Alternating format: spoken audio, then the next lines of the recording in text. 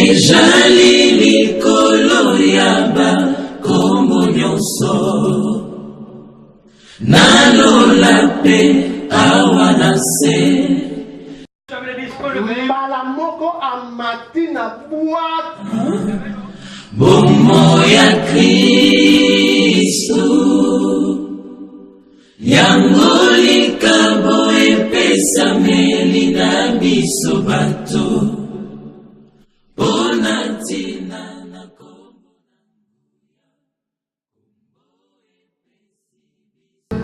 Nous te disons merci, grand Dieu. Te digamos obrigado, grande Deus.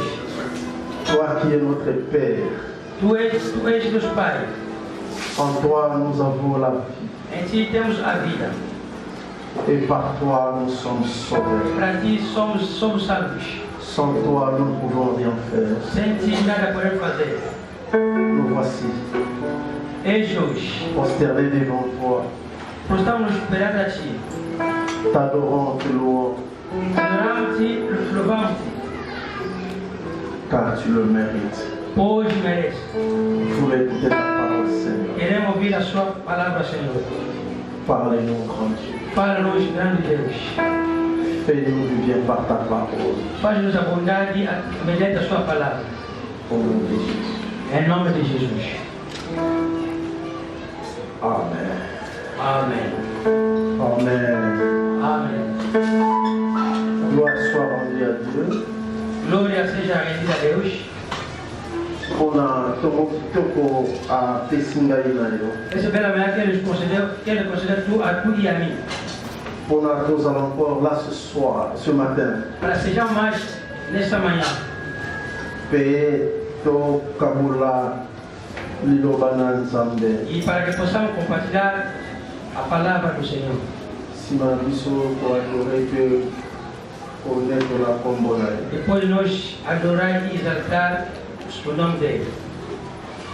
Merci na presença da salia nzambe. Obrigado pela presença dos homens de Deus. Merci na présence na yo église. Obrigado pela sua presença à igreja.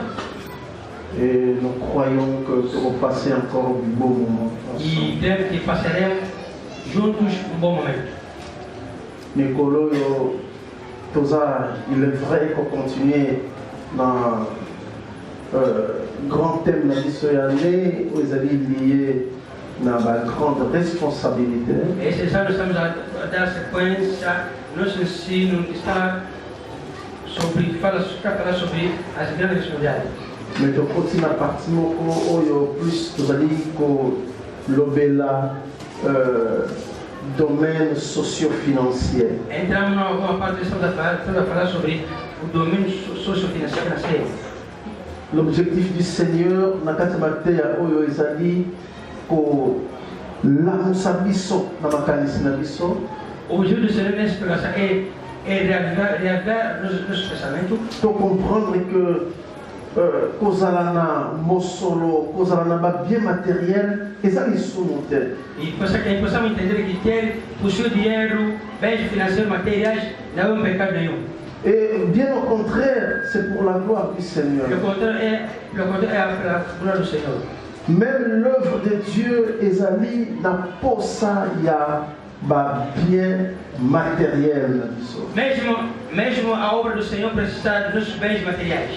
Et Nzambe oyo ngana yo tosalelaka mpe togumbamelaka. E esse Deus que tu e eu servimos e também precisamos à se présenter par la Bible comme celui à qui appartiennent l'argent et l'or. Ele se apresentou na Bíblia como aquele cujo dinheiro, o prata e o ouro lhe pertencem. Na dimanche mibale tikoleka. Os dois domingos passados, ngai pe l'homme de Dieu, le prophète Eliaou. Eu como homem de Deus, profeta Eliaou, lobaki des choses un peu similaires. Falamos nas coisas quase similares. Tolakisaki ndenge nini ezali important ko tia base ya o ezali spirituel. Mostramos como é importante colocar a base o que é espiritual. Mais totika ngo kaka na cadre spirituel de métaux ça aussi ce qui est matériel. Não vamos deixar somente no quadro espiritual, mas vamos juntar o que é Et material. ça se justifie. Isso justifica assim. L'homme Ndemozawana ozali à la fois esprit et matière. O homem de Jesus aí é ao mesmo tempo espírito e matéria. Quand Dieu nous a créés, Quando Deus nos criou, Bibelobi a formé na poussière de la terre. Ele disse, Deus formou o homem no pó da terra. Puis a insufflé na Katsinaye un souffle de la vie. E nele soprou o sopro da vida.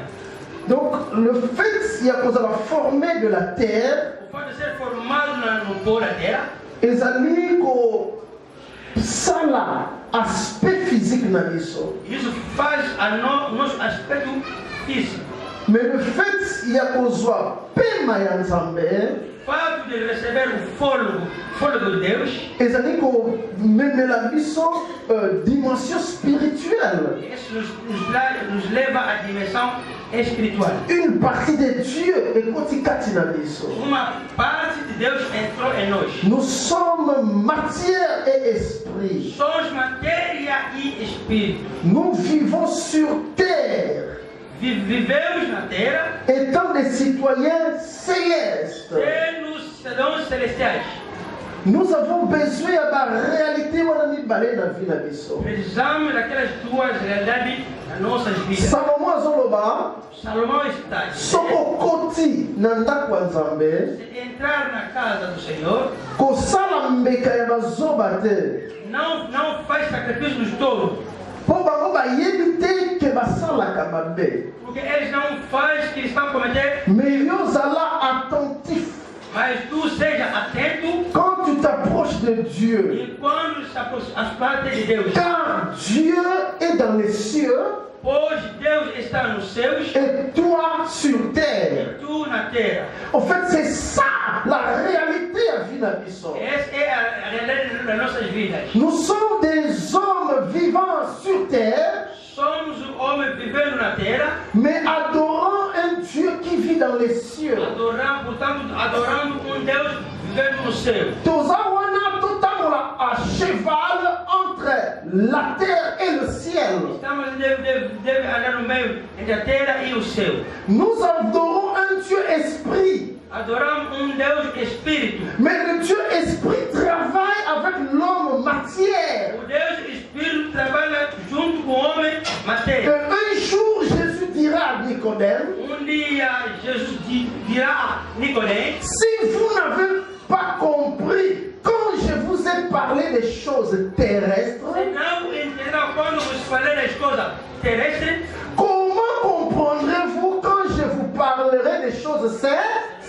como que vocês vão entender quando falarei as coisas celestiais? Il y a toujours cette dimension-là. A todo momento, aquela. Et Jésus est le meilleur de tous les temps. Jesus é o melhor de todo o tempo. Il a pris la divinité, il a pris le divin, à Balisianona, l'humain. Alléluia. Pegou a divindade e casou-se ou juntou com o Akabati Bonzambe, asangisi na Bomoto. pegou a divindade e juntou com a humanidade. La parole qui a créé les cieux et la terre A palavra que criou os céus e a terra a été faite chair foi feita carne et elle a habité parmi nous. e morou no nosso meio. Diga amen.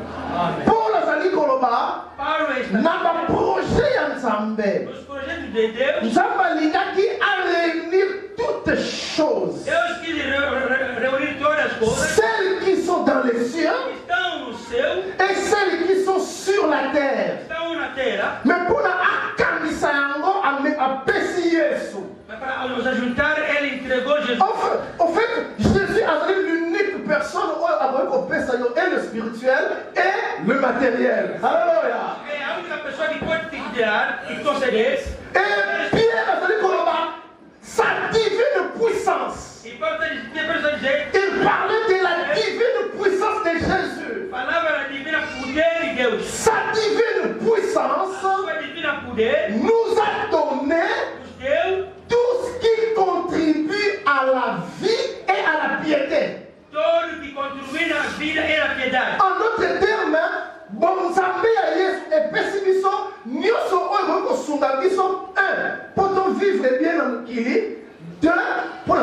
malamu. Haleluya.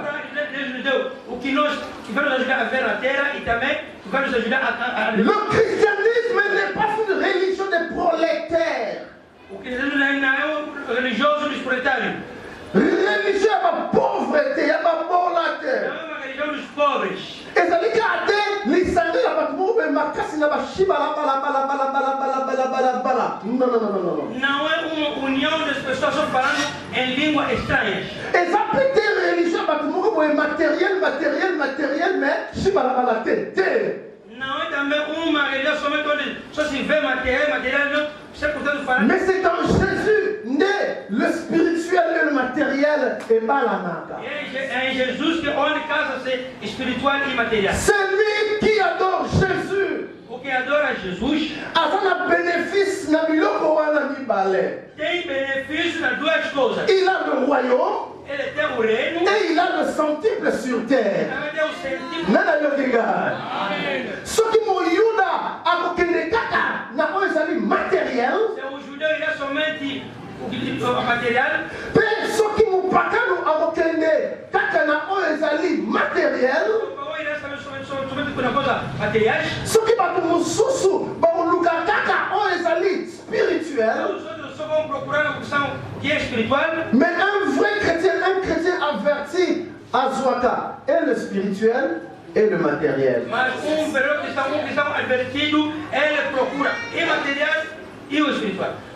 Mais entre Baoumi Balé,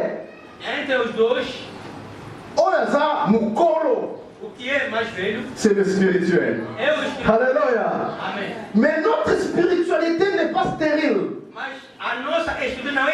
C'est une spiritualité qui engendre le matériel. Non, parcourir la Bible et pas la toujours. Même le grand prédicateur de l'évangile, le grand apôtre Paul. Alors lui, quand j'ai sémé des choses spirituelles, pas la Bible, non? Nous des choses matérielles. Eu espero ser fato a colher coisas materiais. Diga amém. Nina ebisa yo ke osambelaka nzambe oyo apesaka bomoi ya seko me osambelaka mpe nzambe oyo amultipliaka mapa. Você é um Deus que dá vida eterna, também ele é o mesmo que multiplica pães. Abikisaka molimo, abikisaka penzo. Ele salva o espiritual e o corpo. Nga nayebite me natubela te ngai. Não sei, mas não merece. Mbale ntango naotanga na classe namona mpenza badiktaka réponse na litoi. Donc nanga na Saint-Esprit autriche. Muitas vezes quando eu estudava, ouvia a voz. Nakumbwa nzambe na bongo. Réponse na litoi. Resposta no ouvido. Donc, on a comprendre que cet esprit a son moi. Entendi que o Espírito Santo é grande. Donc, il y a une valeur, il y a une Bible, mais il y a une valeur, il y a une informatique, gestion. Alléluia. A importância da Bíblia também conhece a importância da informática. Ah non, tout ce qu'on dit, não deixa essa habitude de fazer subsair Deus tipo velho. Que o continente da coco, você entrasse naquela casa parecida do avô. O dele da coco mavatico. Avô mavatico.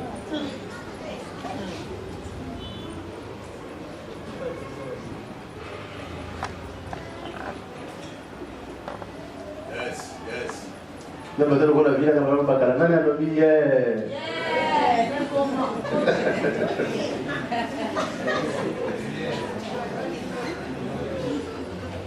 faut te marier, amor.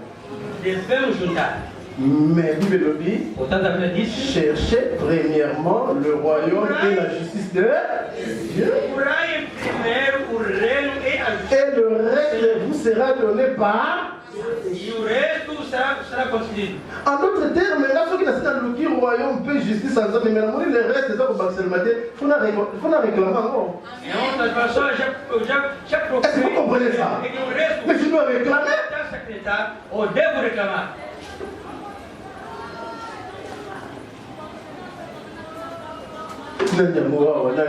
soki aza na elamba te ata crème ata kitapa aza nango te akobima koya l'église okoya ndenge wana tokopanzana te Quem aqui, se não tiver roupa de meter, vai dizer, opa, eu tenho roupa, vou para a igreja.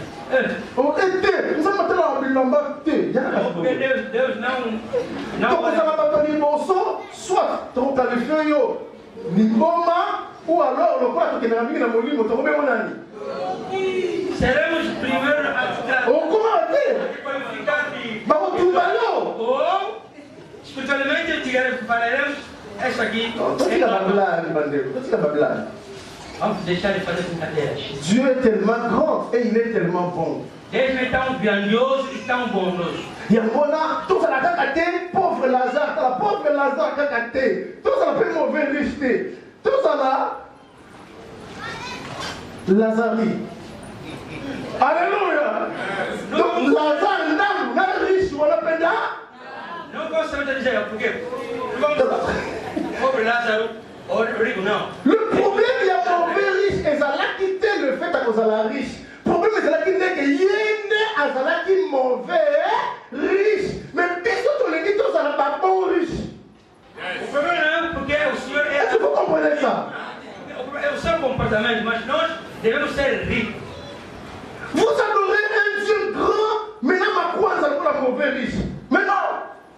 Moi, il y a mon pacano, il y a un lembo, la cabapota, nayo. Alcool, ça iodé. Adora grande Deus, mas consagra no corpo.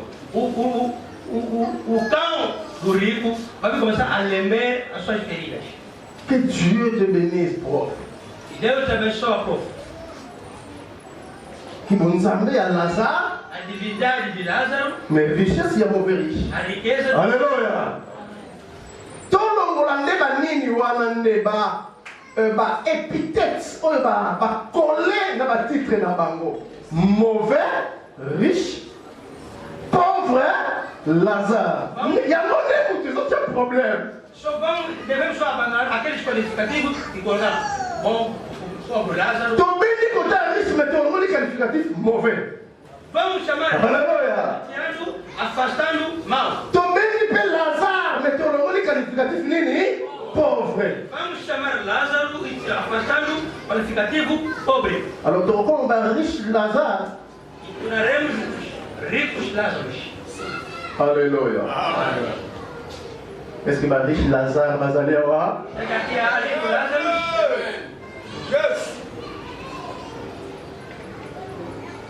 Ça va? Tout un texte, mon frère.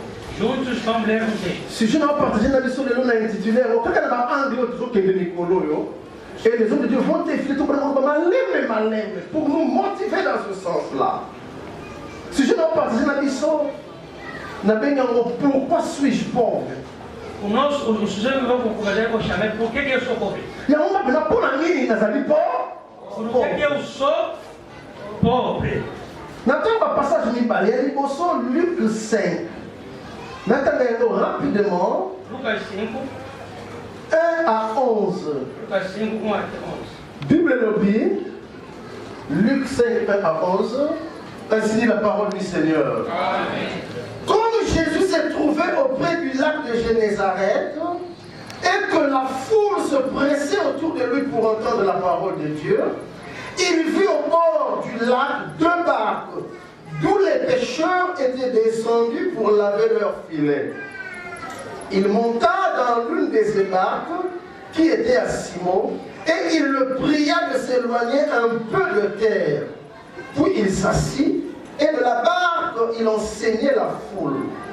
Lorsqu'il eut cessé de parler, il dit à Simon, « Avance en pleine eau et jetez vos filets pour pêcher. » Simon lui répondit, « Maître, nous avons travaillé toute la nuit sans rien prendre.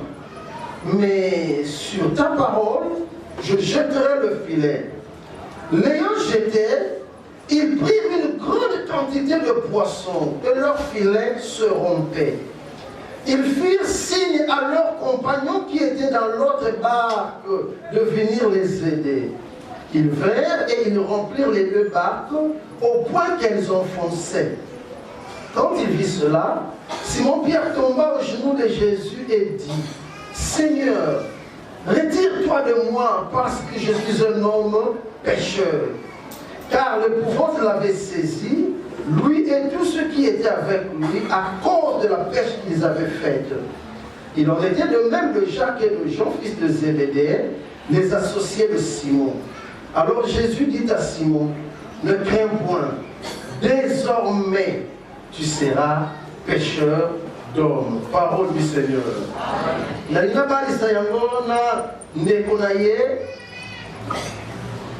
Dans Jean 21.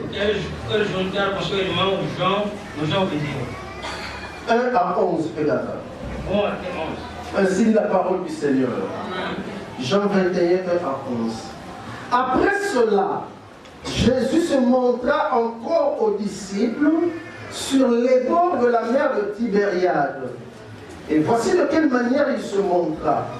Simon-Pierre, Thomas appelé Didyme, Nathanaël de Cana en Galilée, le fils de Zébédée et deux autres disciples de Jésus étaient ensemble. Simon-Pierre leur dit, je vais pêcher. Ils lui dirent, nous allons aussi avec toi. Ils sortirent et montèrent dans une barque, et cette nuit-là, ils ne prirent rien. Le matin étant venu, Jésus se trouva sur le rivage, mais les disciples ne savaient pas que c'était Jésus. Jésus leur dit, enfants, n'avez-vous rien à manger? Ils lui répondirent, non. Il leur dit, jetez le filet du côté droit de la barque et vous trouverez. Ils le jetèrent donc et ils ne pouvaient plus le retirer à cause de la grande quantité de poissons. Alors le disciple que Jésus aimait dit à Pierre, c'est le Seigneur. Et Simon-Pierre, dès qu'il eut entendu que c'était le Seigneur, mit son vêtement et sa ceinture, car il était nu, et se jeta dans la mer. Les autres disciples vinrent avec la barque, tirant le filet plein de poissons, car il était éloigné de terre que d'environ 200 coudées. Lorsqu'ils furent descendus à terre, ils virent là des charbons allumés, du poisson dessus et du pain. Jésus leur dit, apportez les poissons que vous venez de prendre. Simon-Pierre monta dans la barque et tira à terre le filet plein de 153 grands poissons. Et quoi qu'il y en eût tant, le filet ne se remplit point. Parole du Seigneur. Bien-aimé,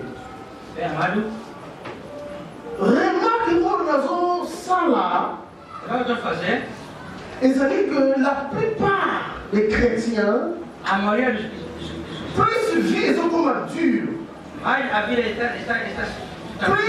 chrétiens sont à la frapper dans le blocage dans le domaine socio-financier. On dirait les chrétiens, comme ils vont souffrir le plus. Pourtant, vous allez dans Nzambe oyo asala likolo pese. Pourtant, Deus criador do céu. Pe Nzambe oyo apesaka biso biloko nyonso. Il nous donne le conseil de tout. Pour la lobby, Nzambe apesaka biso la vie. Par Deus nous conseille la vida. Le mouvement. Et toutes choses. Et toda cosa. Attention, quand la Bible dit toutes choses, c'est toutes choses. Et ça veut dire que mon côté, il y a une chose, ce qui ne s'est pas fait singularité. Et puis, nous avons appelé ça qui sont indépendants, forcément, dans la réalité sociale, économique, politique. Quand Dieu nous conseille, elle dépend des aides sociopolitiques. Oui, et puis, pauvreté. La pauvreté. Et ça va pas causer belé. Puis l'homme belé, ça va que Moutou a bloqué quelque part, puis à côté dans le monde de la pauvreté. Avant de citer, de flasher quelque chose. Quelque cause. Nalingi, Nébiso, pour Nangaï, indice ni parler pour la vision que Moutou Oyo soit dans un pauvre, tant à son côté dans la pauvreté. São dois índices que eu vou falar, que o Deus é só. Está pobre ou está entrando na pobreza? Ce que j'ai compris, Tu entendi? ce qui m'a a commis pauvre, hein, Se a pessoa se tornar pobre, dans la vie, elle est bien. vê a sua vida.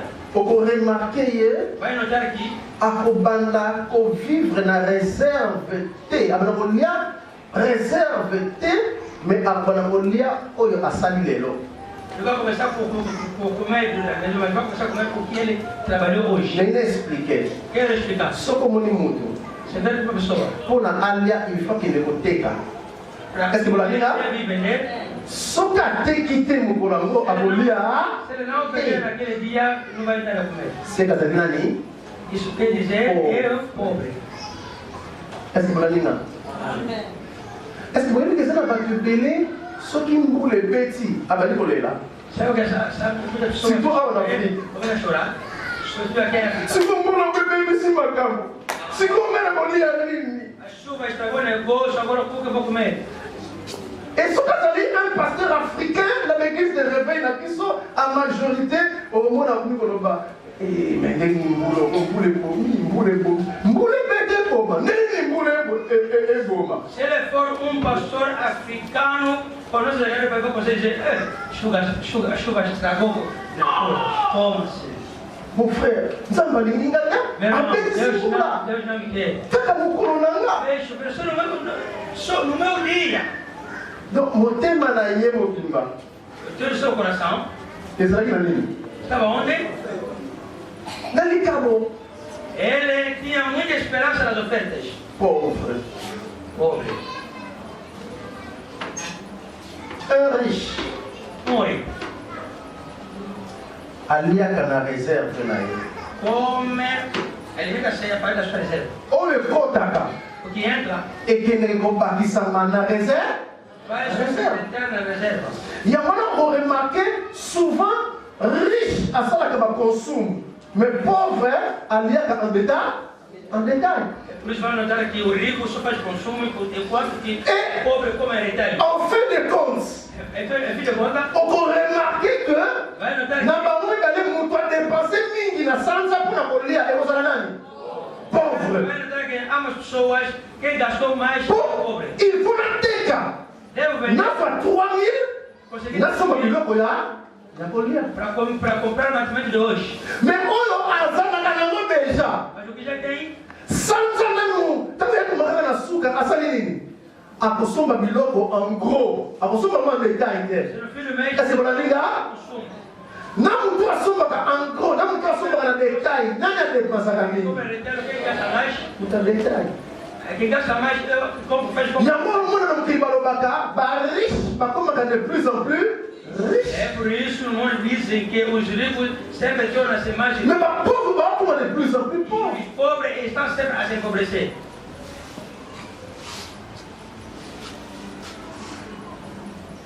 pauvre azalaka komona nano azwi mbongo te mais esi akoteli yango deja niongo donc biloko aliaki eza deja ya kodefa donc mokolo mbongo ekoya ekuti deja nini O pobre, quando enquanto ainda não recebeu o dinheiro, ele se endividou. ekuti estivisi bakata Encontrou deste vez já foi cortado. ekuti courant deja baka Energia cortada. d'ailleurs soki bakati yo courant mpena okofuta kosuna nini Se cortar energia, Passa na passa, cara. paga por multa. ekuta deja mbongo minerva na bana nano ofuta te donc soit babengana bango deja ou alors système angola yakaka na yo mais okofuta yango na nini pasi Aí na botar a propina das crianças ainda não foi pago. Crianças já são chutadas. yo ozalaka babesoin oyo oza nango moya mosusu oza te me olobaka soki olobaka tokosala toko pauvre Se você não notar aqui, não consegue satisfazer os seus desejos. Sempre conjuga no futuro, faremos, pobre. papa nabima te kasi nabimi te nakoli nani Não vai sair. Só não sair. Não vai sair. olobi retraite oyebina baretraite ekoma kobundisama Retiro.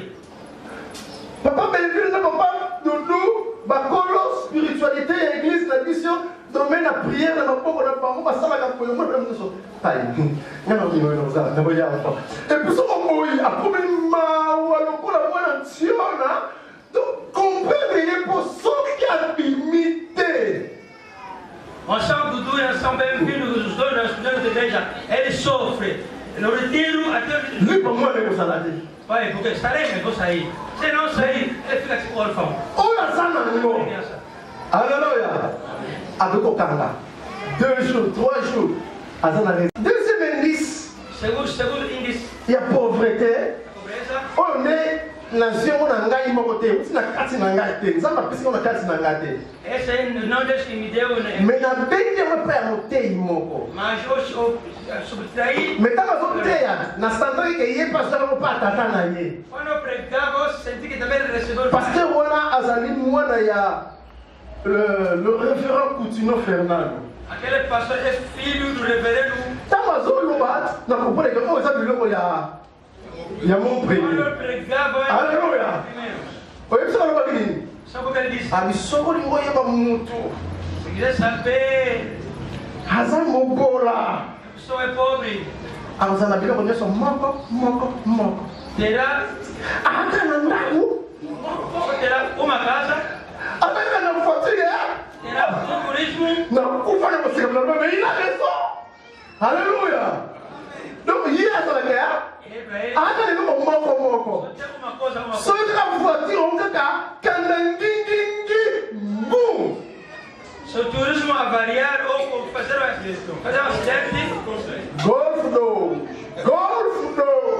Azichumika.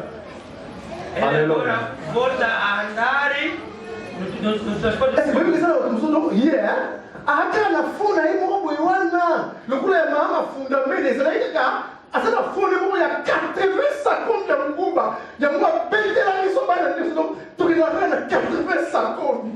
Bongo jumba escroc kaka miso na mutaka lukala. Mama bani ko le mbongo bana na ngai. O mwe mbona ya. Asana le loko. Você vai notar que aquela pessoa só tem uma coisa, fundo como o fundo da mamãe, da velha, só tinha 80 quilos de juba, mas um dia ela foi burlada e começou a chorar. Fundo da minha. Como você queria? Quando dinheiro foi esse? Kasite, yona manoka nze kozali riche. Nelo moko. Pensava que era rico, mas só coisa. Pois é, uma teoria signée Fernando Coutinho. Essas são as teorias assinadas. Mais c'est vrai. É verdade. Amen. Amém. Pour nous comprendre que t'es, quand tu veux comme riche, Vai ter que eu já estou me tornar rico. et ça va ok. Faut comme on a un niveau ok. Oh, pai, et ça n'est pas. T'as bien, nous faisons mal pai. Maman Sandra na bana va ok na ninyo. Te ba ok na Tucson. Tu, na pas de tout de son arabe quoi toi na. Deus diz. Non, yebisa di kaloba na les akima mbangu na ndaku abimisa nini? Para abimisa tunda bino muzwa fier. Alléluia. Deus toujours livre de você dizer, rapaz não faz mal. Baba kamboyo, pardon, esa ngali banga mena kulimite na moyi peta. Baba kamboyo envoie ça kuna. Ngana zalia. Si vous avez vu la porte, on va faire ce bien. Et on va, la bouche dans le pâte, et puis après nous paille, et puis on passe là, nous gars, ça paye mon enfant. Oh, n'est-ce que la paille, la mouballe, mais on y a sur la gala. Eu não quero dizer para o pai, não. Agora, pai, eu vou ainda buscar o avô e depois virei buscar a pai. Por que isso? Bon, colocar les gens qui parlent, non, ah ouais, non, mais il y a un picture, il y a un papier, il y a un picture, bon, moi, on a tout ça parle, mais, bah, tout mieux, sauver, baby. Mas no dia que ça c'est pas la richesse. aquele carro avariou, eu comecei a dizer, será que o Pichu não vai atender o telefone? Será mesmo? Não vai. Isso por quê? Porque eu sou um turismo único e avariou. Na última conférence, mon gars, Saiu uma coisa. pour nous climat, il va dire. Donc, si ça matin, dimanche prochain, après c'était. Non, Essa pregação vamos encerrar no próximo domingo. Bien aimé. Par cause, il y a pauvreté. pauvreté ça la kebele. Há várias causas de pobreza. Et ça va cause sous d'ordre naturel. Tem causas de ordem natural. Sécheresse, Seca, inondation, inundação, malili, frio, chaleur excessive, excesso de calor, tout ça. tudo aquilo. Et puis comme uma perturbação na economia.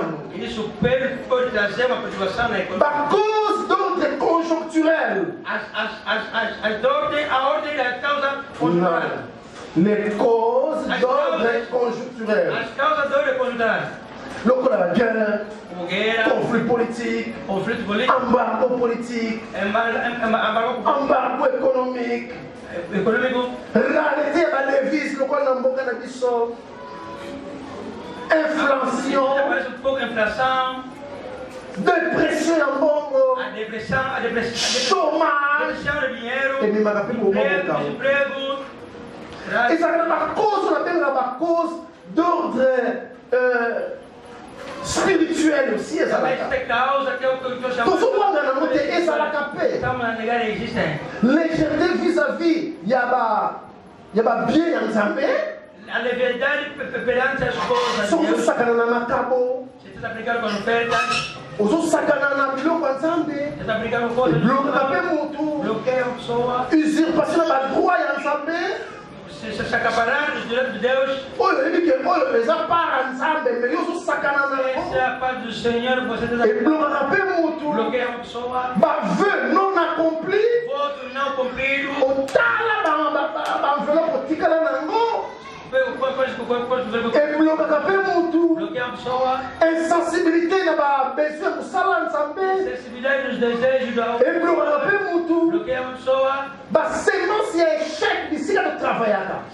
Semente de derrota onde nós trabalhamos. Osa isika moko boye basala ba cérémonie kuna ke mutu aza ya monde na bango te akoko fungwana te. Ele trabalha numa cerimônia que o que não pertence a nosso rei. Ba flèche ya ba jaloux elandaka pe. A seta da inveja. Ba lie pe ba pacte ba famille esalaka pe.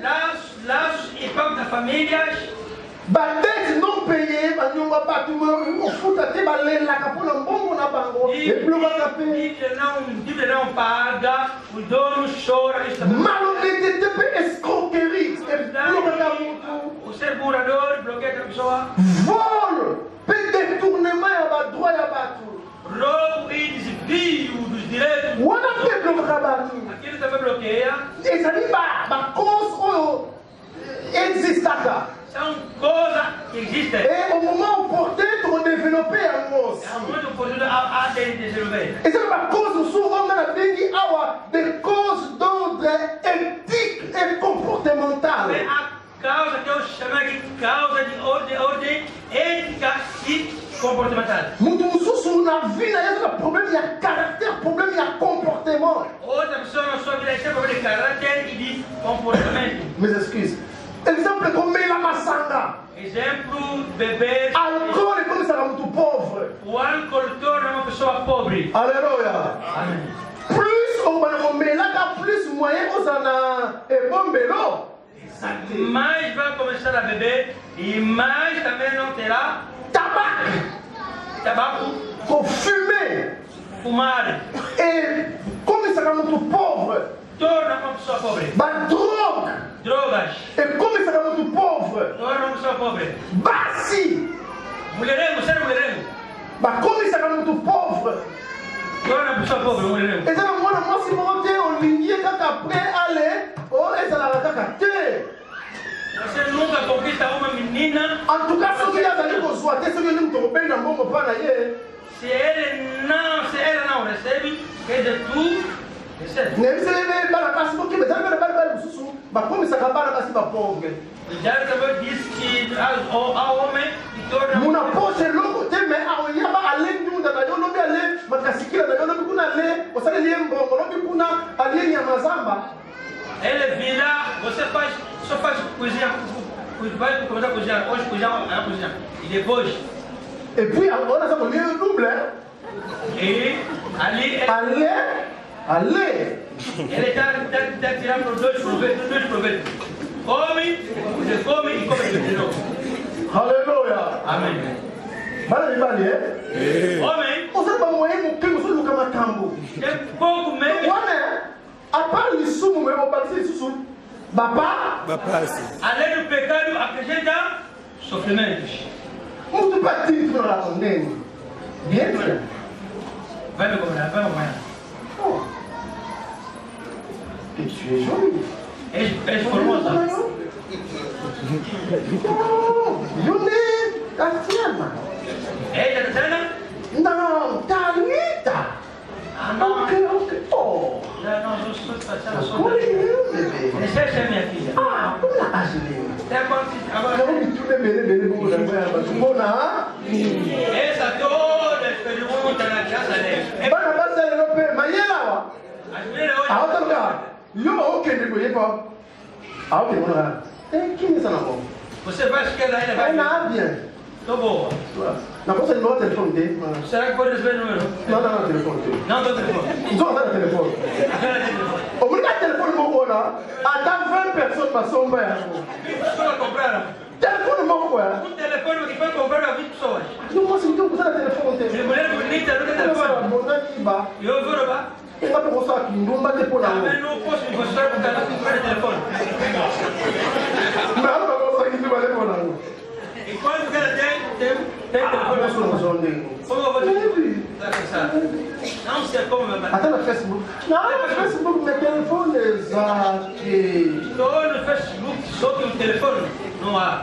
Estava no seu telefone. Tá bem, vou te comprar um telefone. Tem muito telefone, não vai ter telefone.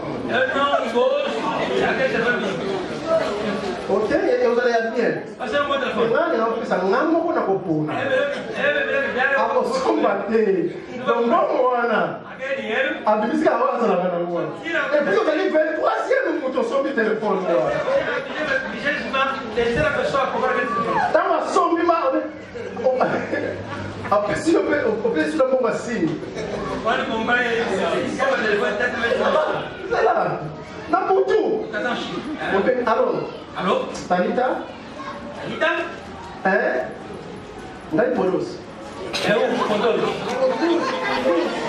Ah! Me lembro. O nem Podo. Como foi? Na verdade, eu penso que eu fui. É, na fui e apoio. Ele é o Esse telefone é para ligar. Ok, ça va, Castor. Puta da lobby. Vamos se encontrar amanhã. Você não vai sabe. Que dia sai? Tá bom, mas na última noite, essa é a balé, e a voz da ya. E a voz de dia sai, mas tem que ser de voz de dia. 2 telefones. Olha lá. Então, mona muito é, azokueia, e a botar, O homem vai à falência, mas olhando. tudo isso sempre pode ser uma coisa. Tudo isso faz parte das causas da compreensão. Mas é uma coisa, não é uma coisa técnica. Mas há causa que eu chamo de causas técnicas. Chico, não é uma coisa técnica. E nas causas técnicas, Não, não é uma coisa técnica. as causas técnicas, Não é uma coisa, olha, não te colocava, comportamental. aquelas causas Aleluia. Não é uma coisa espiritual. que provocaram, Quem somos muito povo ganhamos? somos nós que causamos. Yomoko obengi bombola na vida. Na vida, Yomoko. És tu que convida a O provocar. provoquei bombola na vida, yo. Vai causar Manque de economie, falta de poupança, mauvaise gestion, má gestão, gaspillage, gasto à toa. non contrôle, peut suivi à bateau, salana bango. Você não faz controle sobre o qual trabalha com eles. O abandono da bamiete, batoko, tika kayano denge wana. Você deixa os trocados assim, abandona. O yebite, o yeba, nini na sala puna, na mula na mbongo na maboko Não sabe na fazer, não sei o que fazer para ter. makambo na zali koteya yo, nzamba instruire na sirango, pele bali komona vie na façon mosusu ngene. Essas coisas que Jesus pregar, ele instrui, ele começar a ver a vida num outro sentido. Pona ba raison technique oyo. As razões técnicas, essas. Na linga na yo to poser ba question e pa ya mutu moko. Eu quero que tu e eu, por favor, Mutu ango aza n'importe qui te. a pessoa não é outra pessoa. Amaka histoire na mokili. Ele marcou a história. Mais asala ba erreur technique na vida ye. Cometeu erro técnico na sua vida. Na lingi te tozela lora bongo totuna ye. Não queremos que Mais nalingi totuna ye lelo. Kombo mutombo ezali ya Pierre. O nome daquela pessoa é o Cota Pedro. Alléluia. Amém. Ya Pierre. Cota Pedro, mano. Première question nazali kotuna yo. A primeira pergunta que eu vou fazer. Yo Pierre. Cota Pedro. Banda jeunesse na yo. Desde a sua juventude. Ozala pécheur. Era. Alléluia. Pedro banda jeunesse ne azala nani? Pécheur. Pedro desde a sua juventude era pescador. Akoli na pêche. Cresceu na pesca. Boyebi pêche ba improvisera moja. A pesca Alléluia. Ils ont la culture. é uma Et cultura. ça blague. É brincadeira. Surtout pêche oyo mama bongo kendeko. Sobretudo Il Pedro faut ozala mwana mai.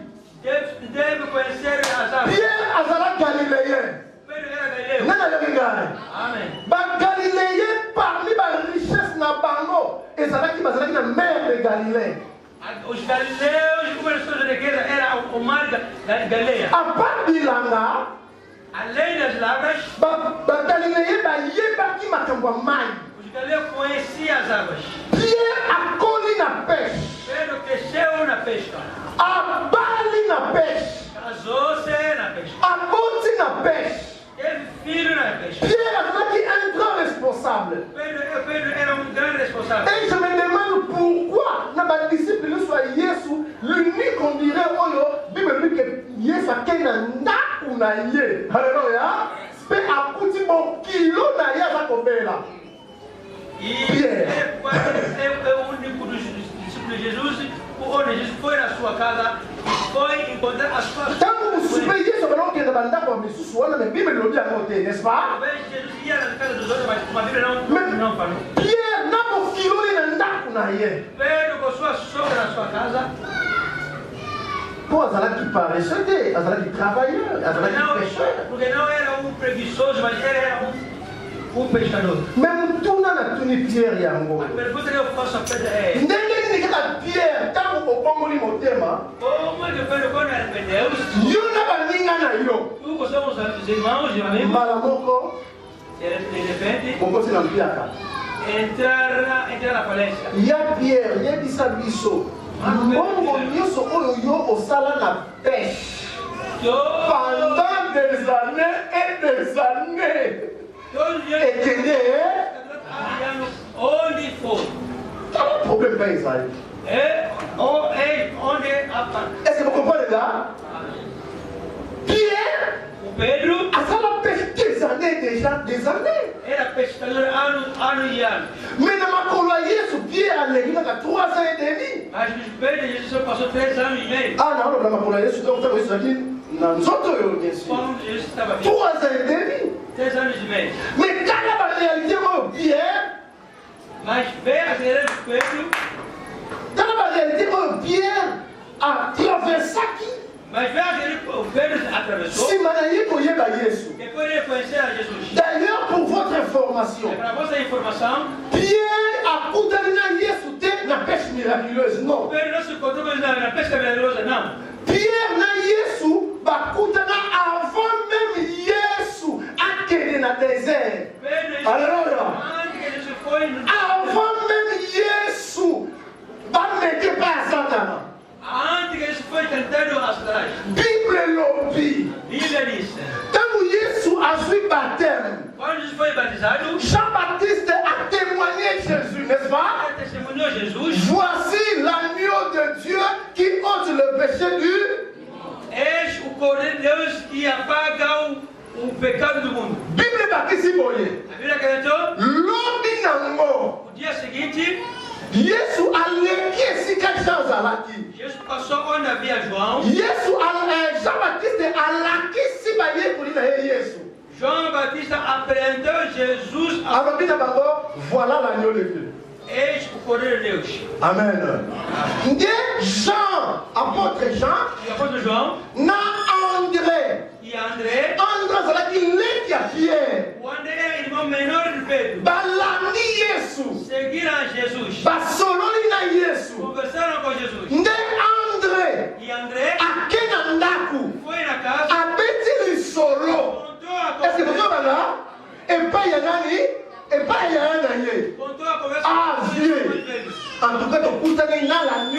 dit aussi le péché du monde.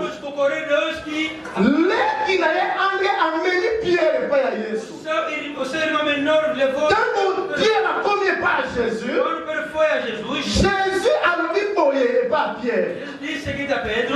Yo, aux amis Simon, fils de Jonas. Mais comment on a yo? Et comment Cephas? Et non le bas, Pierre.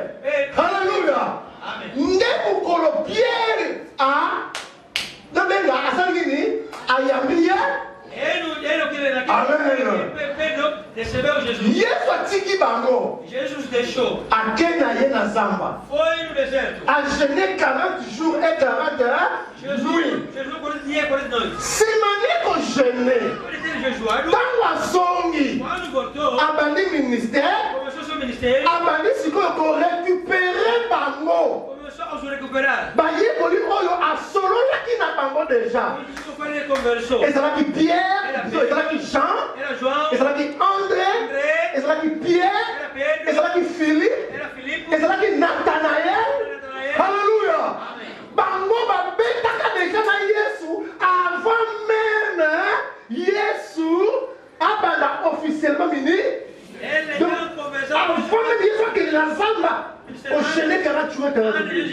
C'est mon Bible le Bible.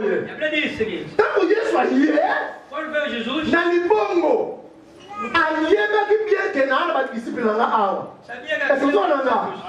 Na yebi que ba disciple na ba saka banani ba père, ba pécheur. Mais na ye Tangane.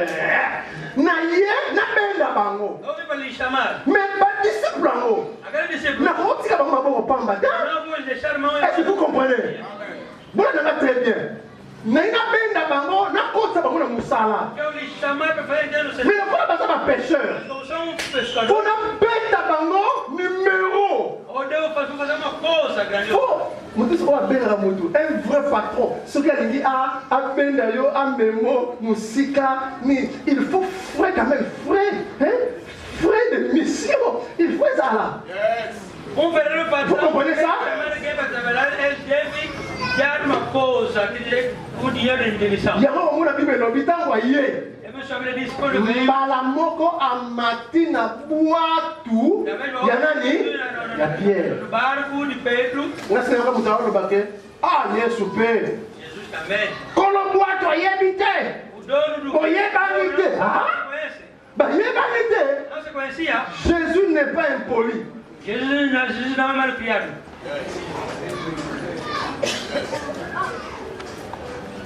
Et ça, que son âme repose en paix. Ayemaka. On continue à monter mon au Sengin Zelate. Jésus n'est pas impoli. Voilà. Apeta la porta para a licença. Ele bate porta. Mais tu t'as voyé comme mata. Quando subiu na boîte il y a Pierre. Il y a Pierre si ba yebana. Et puis Pierre a dit que le Seigneur a mati na boîte. Ele sabia que o Senhor subiu. Ne a ici. Il dit Pierre, pour ça au moins muke. Il doit ça na moi mai. Na ça na terre. Para pregar. Na terre. Amen. Amen. Pregou. Pregou. Então assim isso. Quando ele acabou, Davi na Pierre. E disse a Pedro. Poussa lá ao pleno. Vai nas águas profundas. Boa a filha. Lança a rede. Olha ali como uma filha na oloba muito imagem por ça. Boa a filha. Eu vou falar depois. Então boa aqui. Lançou a rede, depois de ter lançado a rede. Bible dit, bazuba bichi ebe. Ele pescara muitos peixes. Muito olho a uma experiência a peixe, mas azuba mbisi mukoloango e memie afukama. Não mundo você blado. Pessoa que tem experiência na pesca, pescou peixe e levou a prostrar-se. Ezali peixe olho na vida ye nanu asala. Pesca na sua vida inteira nunca tinha feito. Filé o mundo a filé, é coisa acabado filé. Rede engana a pessoa. Filé o mundo não tá mobilizando o mundo é quilo. Agora você pode lançar. Mas tá mobilizando agora. Pode tirar. Banzete, babatiti, aleluia. O mundo pe nioka mowe, On a combat on a acheté poids à pamba. Pourtant, on va combat carapace, on a mis au kilo. Mais pêche en pierre à salam, mais simple ne suis à yes, pas ça va pêcheur. Mais débat, ce qu'on les dit la période à TV, ce qu'on bat TV, voilà bien, TV les gars. Mas cuidado, se você passar muito época na televisão, se não cuidar daquelas passagens da televisão.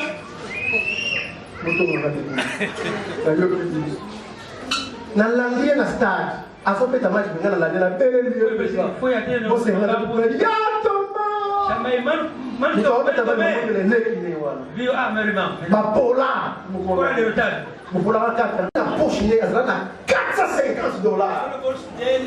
A peça na 400. A peça na $420. Foi lá. La cabine va passer dans 300.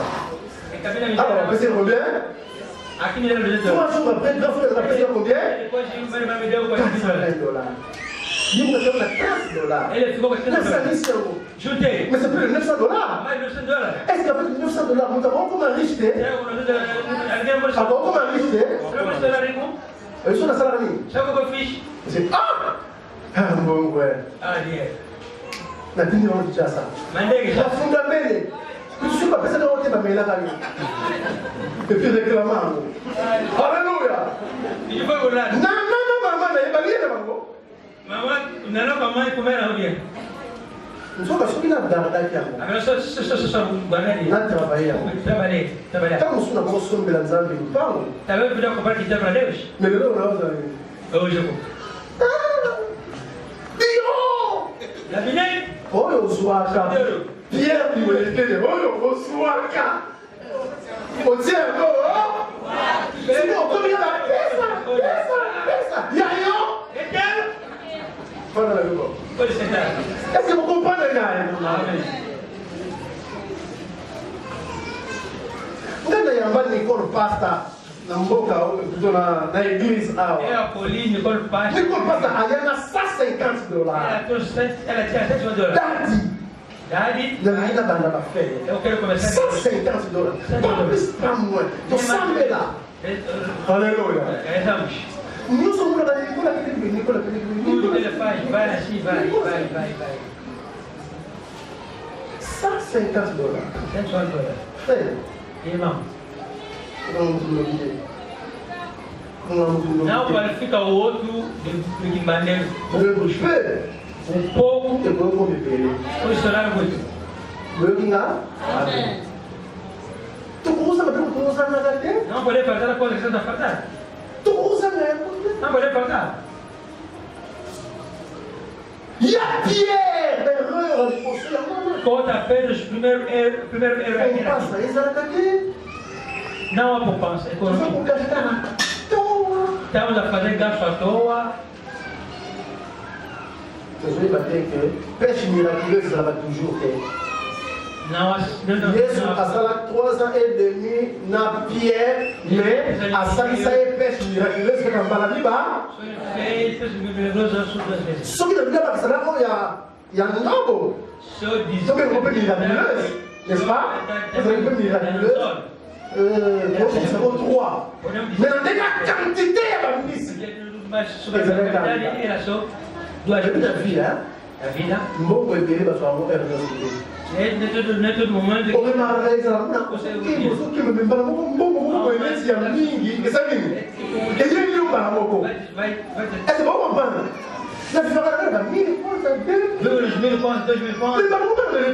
e daí me encontro com 50 000 points. 50 000 points. Mais il faut la changer d'idée. Devo mudar ideias. Est-ce que vous l'avez là? Amém. Na como traiter 50 000 points até ninguém na traiter 1000 quoi? Não posso tratar clientes muito. Não! Como vou? Não tá comigo bomba, não sou bomba logo nanga. Estou a estragar o meu futuro. Bati bem na canisa cá. Que só que ele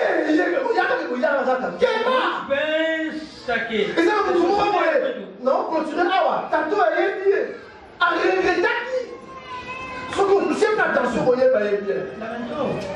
À soi, 600 et quelques mille kwanza. Et les causes, cherche 1000. Vous savez, 600 et quelques mille kwanza. 1000 kwanza. Regardez les mots, pardon. Au point, ça capsule. Pour payer bien. Pour saber le pain. Et il y a moins d'une semaine. Parce qu'au menos de uma semana. Papa dit sous 300 et quelques mille kwanza a approché 1 million. É aproximadamente 1 milhão de kwanza. Si manango a oso ka supa muito pesa kiyo 200 000 et cosa la tête. Tem de gente de kwanza. Lui aussi plus de 1 million. Aí vou receber mais de 1 milhão. Wendi pour que la commence à la gagner. Programa temos aí. Soit tu gagnes, tu sais pêche miraculeuse malmoko. Se fazer uma peixe milagrosa. Tendance ya gaster a ngombango zalaka. Também. Aleluia.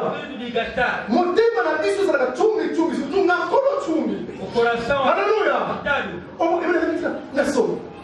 Como? Nação. Começa a fazer compra toda. Et puis on dirait d'ailleurs que si vous avez un bon programme de parce a divisa, não precisa mais de dinheiro. que le combien Passa essa coisa boa. Patrick, tiens, vous me dans ma maison. Patrick, il on se comme ça là, il s'appelle.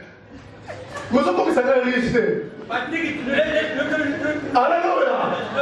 Aussi, on dit par rapport au sommet là, pour ce il y a 60 000 les gens. Comment pas moi c'est là?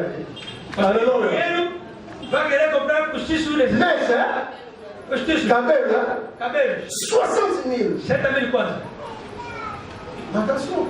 Já. Yo moni on a somme de moi c'est 60 000. Eu comprei Então você não sabe não. Mais yo moni não, voilà. O Holanda o tchau 60 000 bona. O que vai querer comprar os 7000 quanto? O grupo pai ali aqui. Coisa que o pai só meteu. Não sou Eu vou comprar. Nous sommes à 85% de l'eau dans la lata. Não compro, mas soit Bacabelina, soit Basombelina. Yo, Oliola, tu vas aller au Camerote. Yo, você tem segue e eu. Oh, mais la pema, oh, Katana. Et le banano, de Koana, ou Kufanaye, alors Baleno, Suba Katana. Oh, déjà non, existe. Pour aller aux Hollanda. Nous sommes liés aux Hollanda, voilà. Après, on a besoin de tu segue. À ce mannequin, alors là, dans la maison, ça la ligne. À paix, ça gagne. Parece roupa. On a demandé la vie. Não segue o outro. Est-ce que le Paris va revenir là? Aqui sairá ricos. La ligne va futur riche pas tellement. Eu quero futuro ricos. Tout le monde a bien question, mon frère. Il y a deux questions, tout le monde a bien. Uma pergunta ao Porta Pedro. Falta uma pergunta que vamos fazer. Pardonnez, combien de fois pauvreté, mais non, non, riche. Mas aí nós nos tornamos ricos. Alléluia. Les riches vont revenir là. Aqui sairá ricos. Parce que système, il y a un homme à la mort. Il y a beaucoup de gens qui ont mort. Il faut essayer là. Só tem uma coisa, deve acabar. Ça va? Bon, quand il y a un bouquet, il faut me bêler. Comme on va voir les colons. Papa Noé, est-ce que tu constates la 10 minutes sur ça?